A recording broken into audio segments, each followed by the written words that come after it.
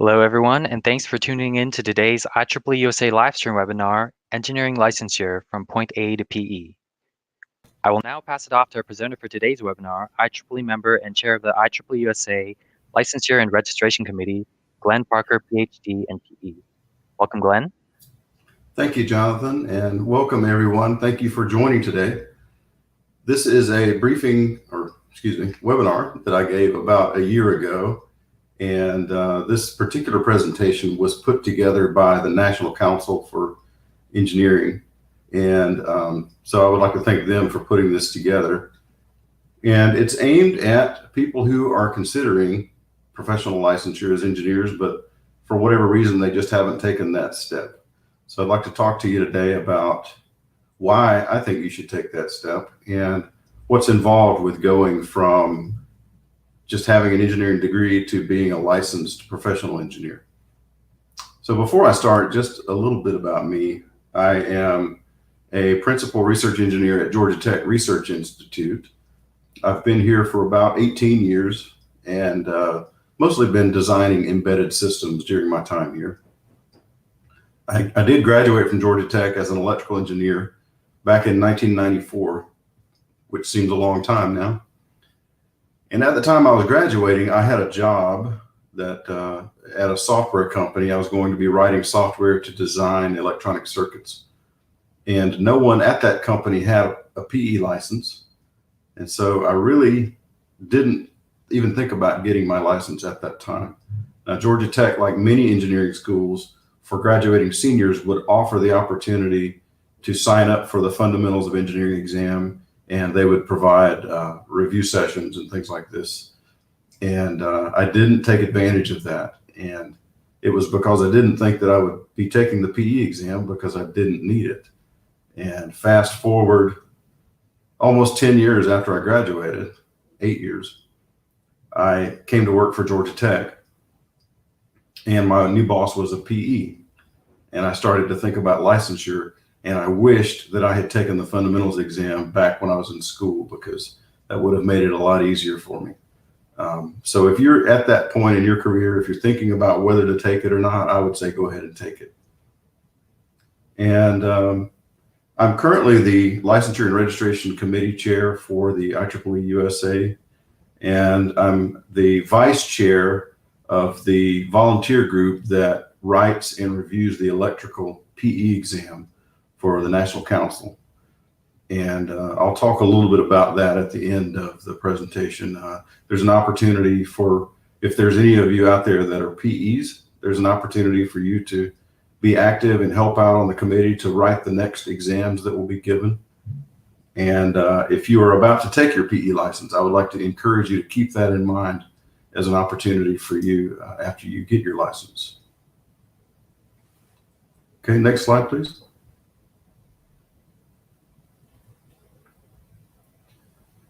So what is a PE license all about? Well, if you're a civil engineer, you can't really do your job without a PE license. But for many electrical engineers, that's not the case. So it really comes down to what your future is going to look like. Next slide, please. So if you're still in school as an engineering student, you may know what you'll do when you graduate, or you may not. Even if you know what you'll do when you graduate, what about 5 years from now, or 10 years from now, or 20 years, or even 30 years from now? When I graduated high school, I joined the Army right out of high school, and I was going to retire from the Army. And at that time, I didn't have plans to go to college. Well, that didn't turn out the way that I had envisioned. And if any of you are later on in your careers, you may have similar stories where you just couldn't imagine what you're doing now 10 or 20 years ago. And so since we can't predict, why not be prepared for the best path that we can achieve? Next slide, please. Well, why is a PE license what I call the best path that you can achieve? Well, it's not that you're better than other engineers if you have a PE license, but it does say something about you as an engineer. And this slide shows if you were to come up with a formula for competence, what would that look like? Well, we often hire people on knowledge and skills, but what about experience, and how good of a quality is that experience? And that's hard to measure at times. Next slide, please. Well, we know what hiring firms look for. They look for degrees. Do you have a degree in electrical engineering? Do you have a degree in computer engineering? Who are your references? What are your skills? But the one problem with that is degrees can vary from institution to institution. You may have two candidates that both have degrees in electrical engineering, but one of the schools wasn't accredited and the other school was a top-notch institution. And so, and if you have two from institutions you're not so familiar with, it can be even more difficult to compare. And that should tell us that there's not really a universal standard for degrees, but there is a universal standard that is generally agreed on throughout our profession, and that's called the PE exam. Now, how does that work? Next slide, please.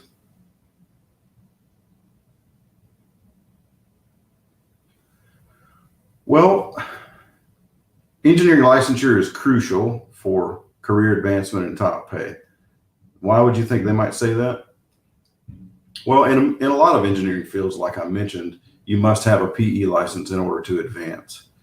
But it turns out that it distinguishes you even among colleagues where you don't have to have a PE license.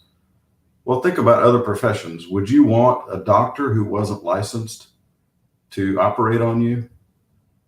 Or what about a rogue accountant who hasn't passed the CPA exam? They may be very smart accountants, but there's no guarantee that they've met the standards that are set down for that field. And same thing with attorneys. Well, that standard for engineers is called the professional license. Next slide, please.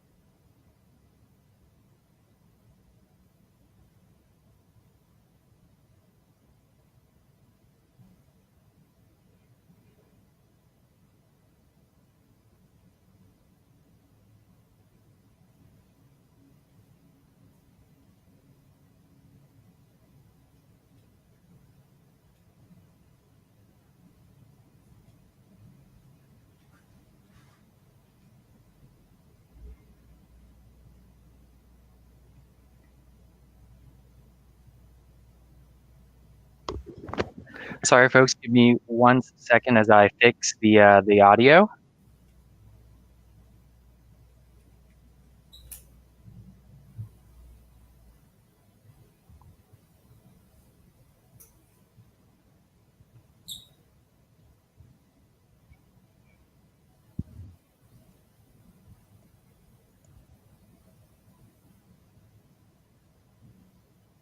As an employer looking at a resume on a sheet on a table that has, you've got two candidates side by side, and one's got a license and one doesn't, the employer automatically knows that the person with the PE has already met a minimum standard of education, experience, and qualifications set by his peers.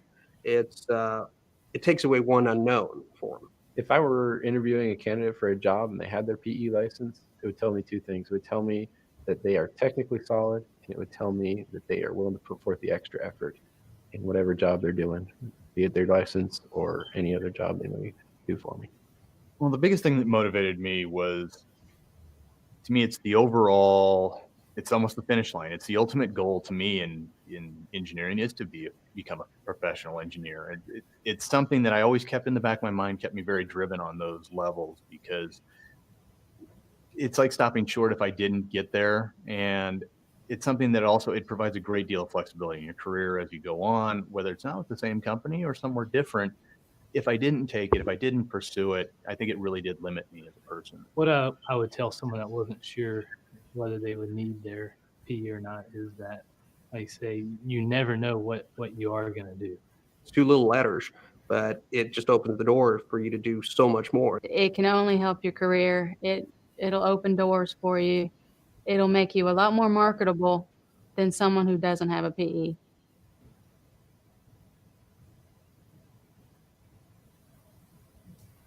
Yeah, thank you, Jonathan. So as you heard in the video, it distinguishes you when you're going for a job and you're in a stack with other resumes that don't have a PE. And I have an anecdote for you that might explain sort of what I'm talking about. I have a coworker, and after I got my license, I started trying to convince him to get his license. And he said, well, once I get licensed, they'll be able to hold me accountable, right? And I said, yes. And he said, why would I do that? And that's just a funny anecdote.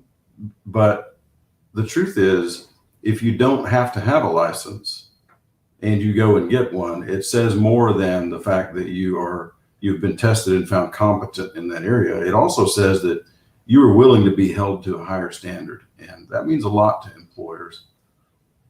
And so if we look at the slide here, a professional engineer has the right education, experience, and technical knowledge, which adds up to competence that we saw on a previous slide. It also means that you are willing to take on that obligation to safeguard the public.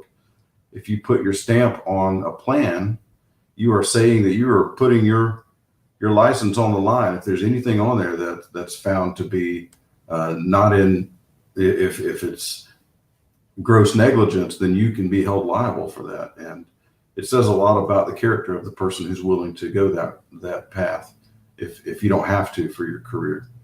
It makes you stand out in the crowd, and it means that the public, to some degree, is safeguarded from either unethical practices or incompetence from your designs. And so it says a lot about both character and ability as an engineer. Next slide, please. Okay, so let's talk about who oversees licensure. Well, it turns out that licensure is completely managed by your state that you are a resident of. And the requirements for getting the engineering license are typically laid out by the state, but they don't change too much. And there's something called the National Council of Examiners for Engineering and Surveying, NCEES. And what they do, they're a national council that was founded in 1903, and they have what's called a body of knowledge of engineering, and they govern what they think a model engineer looks like. So there's something called the model law, and most states adopt that model law. And so, for example, it says that you need an ABET accredited degree, you need a certain amount of experience, you need to be tested in the fundamentals, you need to be tested in the professional practices. And that changes a little bit by state, but really not that much. Comity is the idea where if you're licensed in one state and you want to be licensed in another state, there's a way that you can avoid having to take the exam again for the second state. In some fields like pharmacy, that's called reciprocity, but in engineering, we call it comity. And so that's what that means. Next slide, please. Okay, let's talk about how you become a PE. Next. So the first thing you have to do, I guess you don't have to, there are some ways around it depending on your state rules, but you need to graduate from an ABET accredited program. And the EAC is the Engineering Accreditation Commission within ABET. And if you went to an engineering school that was accredited by ABET, then it has to have had a certain number of math credits, certain number of engineering design credits, and so forth in order to be ABET accredited. And so NCEES views the ABET accreditation of an engineering program as basically saying that it meets the standards of engineering such that you should be well qualified to pass the exams if you graduate from there. Next. All right. We have these energy saving lights at our facility that turn off if I don't move around too much every 15 minutes or so. So I'll just leave it off. Okay, so to get experience, what does that mean? You can't just have experience at a company as an engineer. You need to have been working under the supervision of a licensed PE. And that PE needs to be licensed in the field where you are going to practice. And it's 4 years progressive. And next slide, please.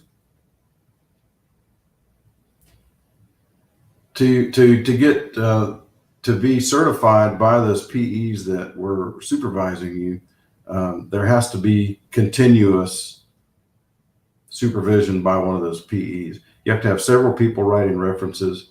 At least one of them needs to have been your supervisor for the entire period of 4 years. So in other words, if you had 4 different PEs and they each supervised you for 1 year, that wouldn't be sufficient. Okay, so when it comes to exams, there are 2 different exams. There's the fundamentals exam, the FE, and there's the PE, which some people think stands for professional engineering exam. It actually stands for principles and practices of engineering. So FE is the fundamentals exam, PE is the principles and practices of engineering. The FE exam you can take before you graduate, and I would definitely recommend that if you're able to do it. The PE exam, depending on your state, typically you have to have experience after the FE in order to take the PE. In some states, that's a little bit different. They might let you take the PE before your experience, but you can't get your license until you have all 3. You have to have the 2 exams and the experience in order to get your license. Next, please. Okay, so what does it mean to be a PE? What benefits do you get with that? Well, it turns out that in every state, only a PE can practice engineering. And you might say, well, what does that mean? I work with plenty of engineers who are not licensed. It turns out if you are practicing engineering in a way that intersects public safety, then you yourself must be a PE, or the person that you are working under must be a PE. And in that case, the PE that is supervising you is responsible for any mistakes that you make.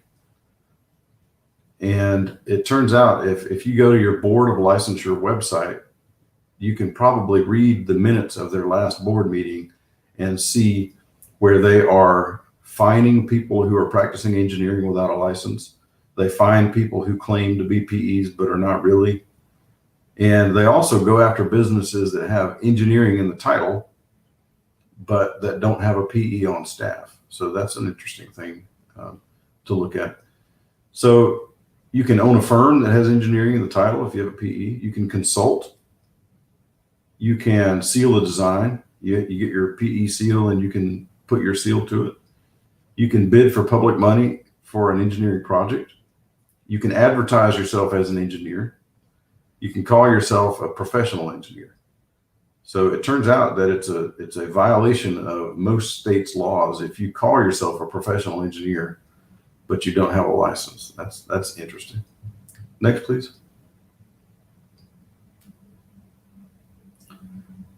So just some of the benefits, and we've talked about some of these. It can open doors where you don't have to have a PE license, but you happen to have one and your competition doesn't. It makes you stand out. It means you belong to a licensed profession. And I should pause here and say that there's a difference between a license and a certification. You hear about people that are certified, for example, maybe certified in IT technology or certified in software development or something like that. A certification is given by a certification body or an organization. Well, there's no regulation to that. The certifying body could be a company, like for example, Microsoft can certify you on their products. But a license is granted by the government, and a professional engineering license is granted by your state that you have your license in, and they own that license, and they are saying that you are qualified to practice what you are licensed in. So when you have a PE license, you're serving the public now. So it's a bigger vision, and you can earn more than your peers who don't have a PE license just because of that distinction. Next, please.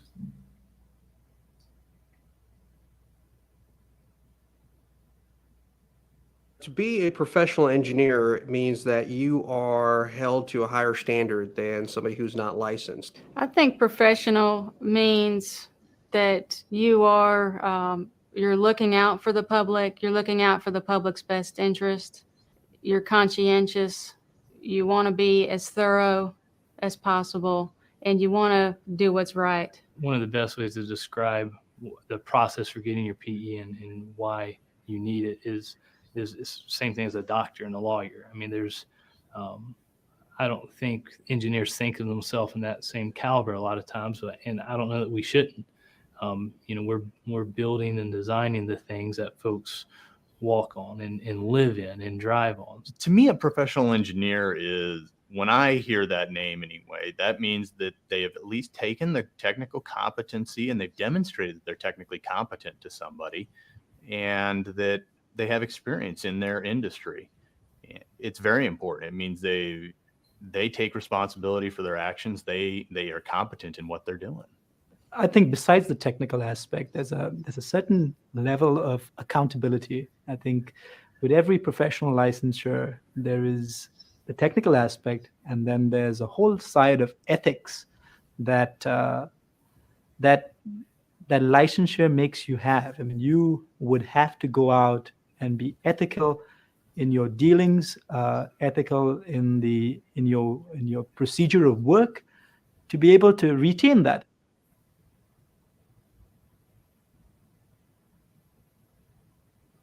Okay, let's talk a little bit about what the fundamentals exam looks like.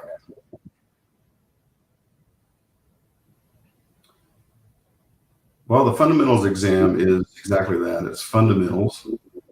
And when I took it, you had to take what was called a general section, where I was an electrical engineering major, but I had to understand a little bit about mechanics and solid state electronics and physics of solids and all those sorts of things. You don't have to do that anymore. It's an exam based in your discipline. So if you're an electrical engineer, you can choose the electrical exam. If you're a chemical engineer, you can choose the chemical exam. And they're offered year-round at Pearson View testing centers. And there's a link that you can follow at the NCEES website to show you where the nearest testing center is to you. And I would like to point out that there's a lot of fear about the fundamentals exam that I think is unfounded. And I was giving this very presentation to a group here in Huntsville, Alabama, and I asked them who had thought about taking the fundamentals exam but had never done it. And I was asking the people who raised their hands why they hadn't done it.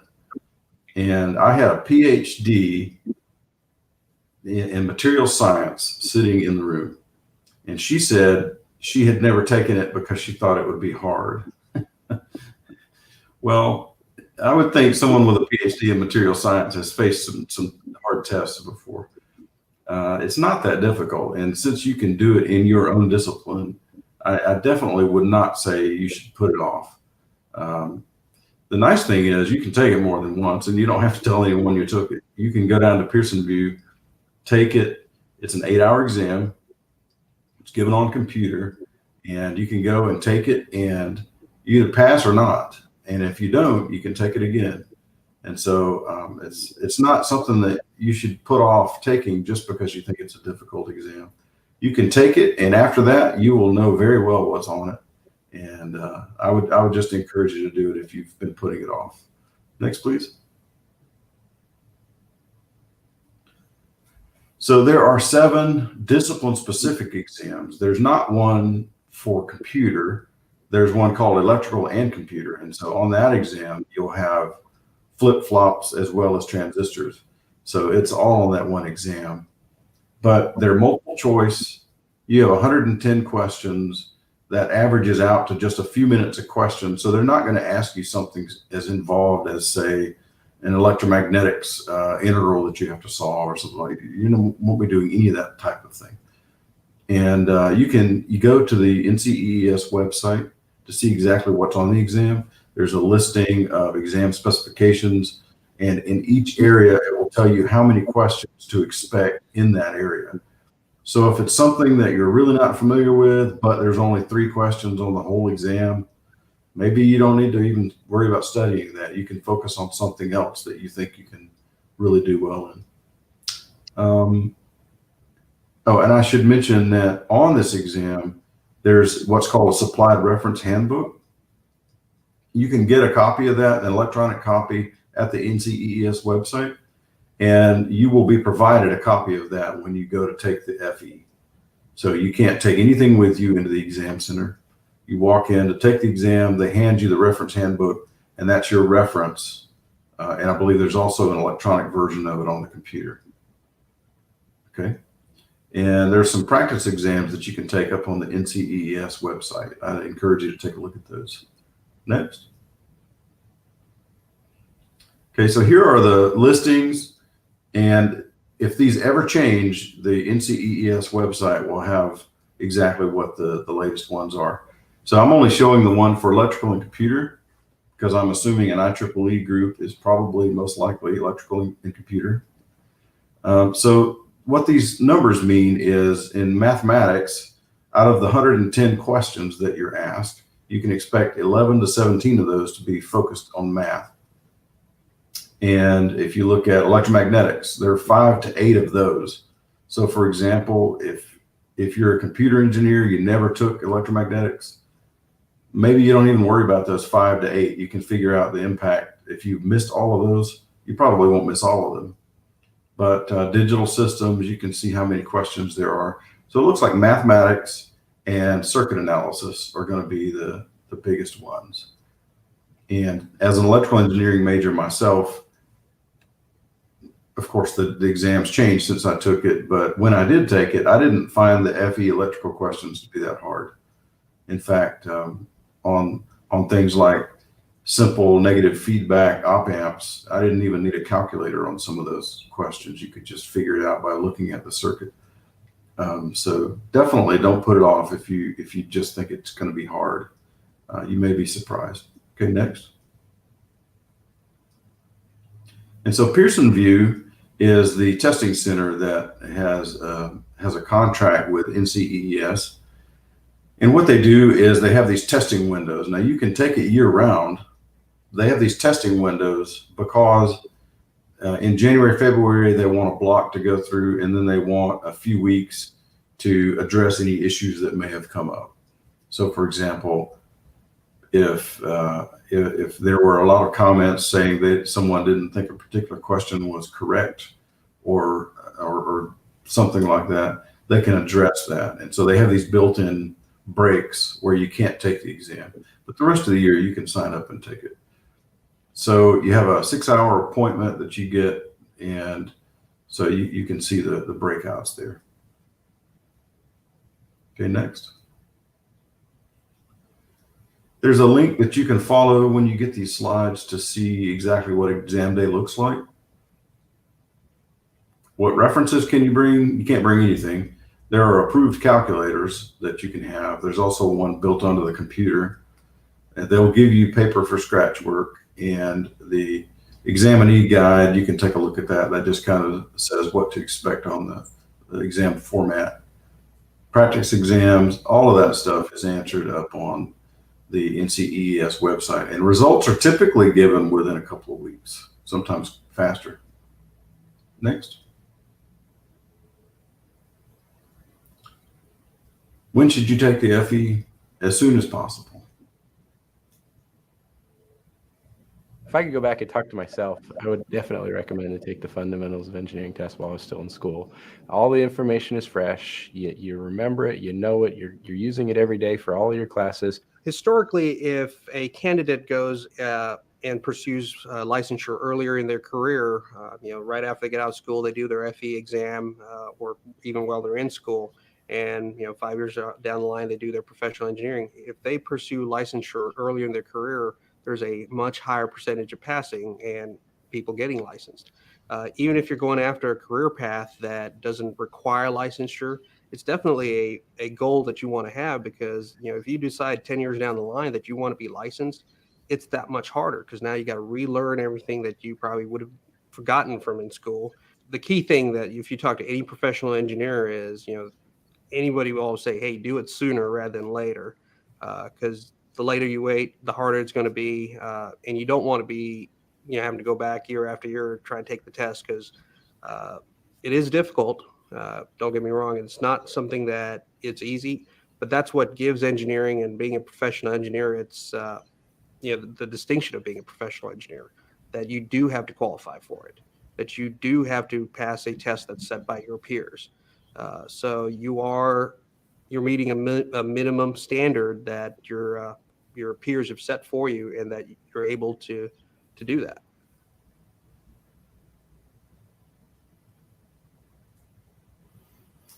One thing I'll mention about the FE exam is if you take it and pass it, you never have to take it again. So that's a pretty awesome thing about it. It's sort of like a driver's license in the U.S. Once you pass that, you never have to take a driving test. You may have to go back and pass an eye exam. Well, with the PE exam, you have to do continuing education, but the FE and the PE, once you pass those, you never have to take them again. Okay, next. So what's the difference between the FE and the PE? Well, that's a good question. The fundamentals exam is intended to be an exam over the things that you would have learned in school. So it's very academic, it's very fundamental to your field. The PE exam, on the other hand, remember I said that PE stands for Principles and Practices of Engineering. The questions that are on the PE exam are something that someone who had been practicing in the field for a few years would know. Not necessarily something that someone in school or just coming out of school would know. An example of that would be the electrical code. You typically don't learn the electrical code in school, but if you're a power engineer practicing in the field, then you would learn things about the code. And so you would know things 3 to 5 years out of school that a new graduate wouldn't necessarily know. And so that's what it's intended to test. So it reflects real world practice, things that a practicing engineer would know. It tests for minimal competency. And this is one reason I say don't put it off because you think it would be hard. It's not a test to see how smart you are. It's a test to see if you are minimally competent to practice your field of engineering. And so it's not intended to see who gets an A and who gets a B. It's just intended to test if you're dangerous in your field. And that's really all it's intended to do. So it's given twice a year in pencil and paper format, with the exception of the exams that have gone to computer-based testing. Several have already. I'll talk about electrical in just a minute. It's developed by licensed engineers. I'm on the committee that develops the computer engineering exam, and I can talk about that a little bit later. Reference materials are permitted for the pencil and paper exams, not for the computer-based exams. The CBT, which stands for computer-based testing, CBT exams provide a reference to you the same way that the FE exams do. And you can find information about all the exams at the NCEES website. Next, please. Okay, so let's talk about the PE electrical and computer exam. Why is it called electrical and computer? It turns out there are 3 different exams that are all called electrical. So there's the computer engineering exam, there is what's called electrical and electronics, and there's power. So let me tell you the differences between those. Well, the power exam is all about power. And if you're a power engineer, then that's what you know, and that's the exam that you would normally take. If you're not a power engineer like me, I think that stuff's black magic. So I would never take the power exam. So then it comes down for me to the other 2. Electrical and electronics is pretty much everything to do with circuits, antennas, electromagnetics, all of that stuff falls under electrical and electronics. So control theory, systems theory, all that stuff that you studied in undergrad, that's going to be on that exam. Computer engineering is going to be software questions. So you'll have algorithm type things on there. You'll have computer engineering topics like embedded systems. You'll have flip-flops and registers. You'll have CPUs with memory. All of that kind of stuff is going to be on the computer exam. So those are the divisions, and they're all called the electrical exam. So what that means is you don't have to take all three of those. You take one of those, and if you pass that exam, then you are considered to be an electrical PE at that point. And so they're 8 hours, and up until last month, there were paper and pencil. And it turns out that the paper and pencil exams, it's been that way for electrical engineers all the way back to 1903. But now they're transitioning in 2021 to computer-based testing. The October exam just last month that was given is the last paper and pencil electrical exam. And now it's going to computer-based testing in 2021 on different timelines. So the power exam, which is the highest volume exam, is going to be starting in January. So I believe the first week of January, you'll be able to go to a CBT center or a Pearson View center and take the power exam. Electrical and electronics and computer are going to be offered once a year in October. So you have a year to prepare for those exams if you're going to take one of those. And just like the FE exam, just like the PE exam that I talked about a minute ago, since they're going to be computer-based now, there is what's called a supplied reference that you can get ahead of time and start looking at. And you can't take anything with you into the testing center. They will give you a copy of that same reference to use during the exam. Okay, next. Okay, so what now? Next. Well, some people don't want to do it because it's tough, but you can flip that and turn it into a positive thing. If it was easy, everyone would do it and it wouldn't be worth anything. So that's one reason to do it. And there are a lot of resources to help you. If you get on Amazon and just search on PE exam, you'll find a lot of different references. There are some really good ones that can give you a good overview of what's going to be on the exam to help you out there.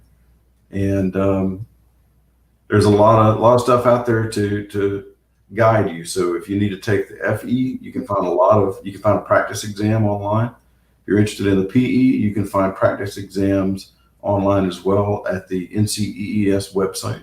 And I would encourage you to take a look at those. And next slide, please.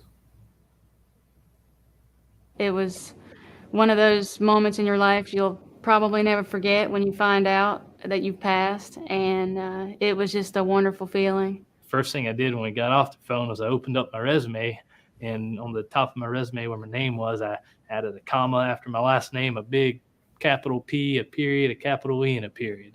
I knew there would be career opportunities beyond just a job out of school, but to be able to advance and learn and grow within that field, which is again why licensure appealed to me, because I wanted to know and to show that I was committed to that career, that I was willing to make the effort to continue to learn and advance within that field, and then be able to make even greater contributions in the future. There's an immediate, oh wow, this guy knows what he's doing. It's instant credibility. And at the end of the day, that means, hey, I'm the one with the job security.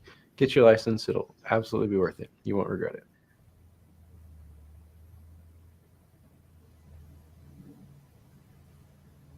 Okay, so next slide, please. If anyone has any questions, we're going to have a Q&A period just after this, but if anyone has any questions that you think of later, please feel free to shoot me an email. That's my IEEE email address. If you look on the first slide, I have my work email address on there.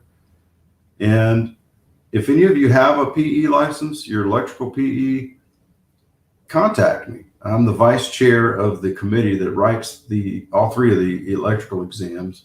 I'm on the computer exam committee, and we'd love to have some help writing these questions, reviewing the exams. And if you are yet to take your PE test, then keep in mind that when you do get your license, that's an opportunity for you to volunteer to give back. The great thing about it, one of the things I love about it, is you meet a lot of great people that are working on these exams. We tend to meet twice a year. The headquarters has recently moved from Clemson, South Carolina, up to Greenville, South Carolina. And they pay for all your expenses to get to the meetings. It's typically a 2-day meeting.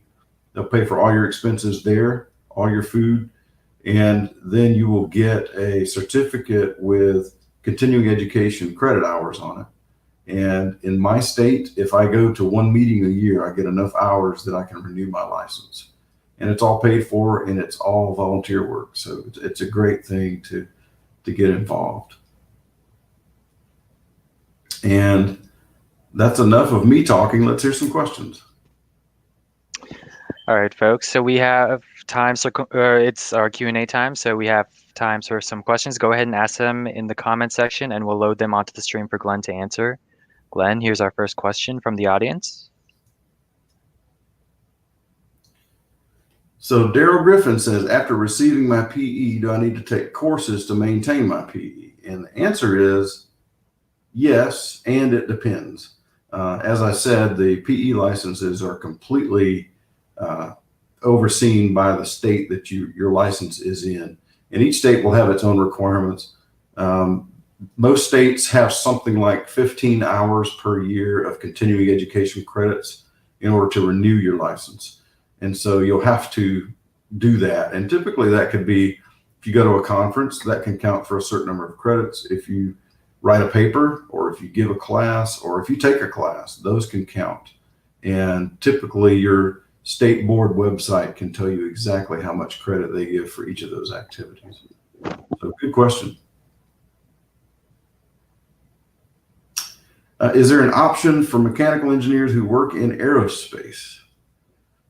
Well, there is a mechanical exam. I don't know exactly how much aerospace is on there.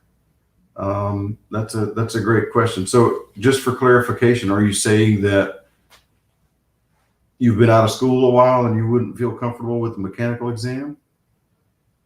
There's no aerospace specific exam, if that's what you're asking.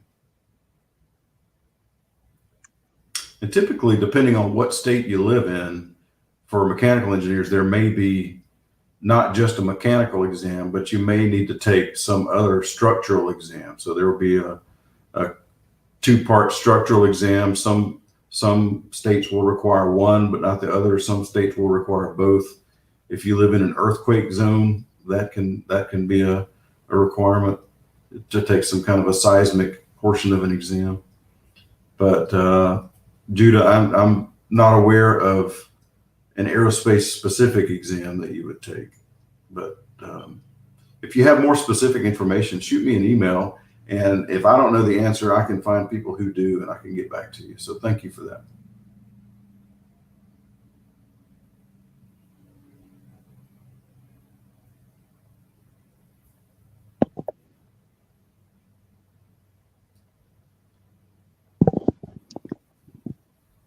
So Glenn, That's a great question. Daryl says, is taking the exam more difficult now that it is a CBT exam? I don't think so. And let me clarify what I mean by that. If you've ever taken any sort of a computer-based exam, some of them are what they call computer adaptive tests, where the questions get harder if you keep getting them correct. The PE exam and the FE exam are not that way. So the next question that you get is not based on how you performed on the previous question. And so from that perspective, I wouldn't say that it's more difficult.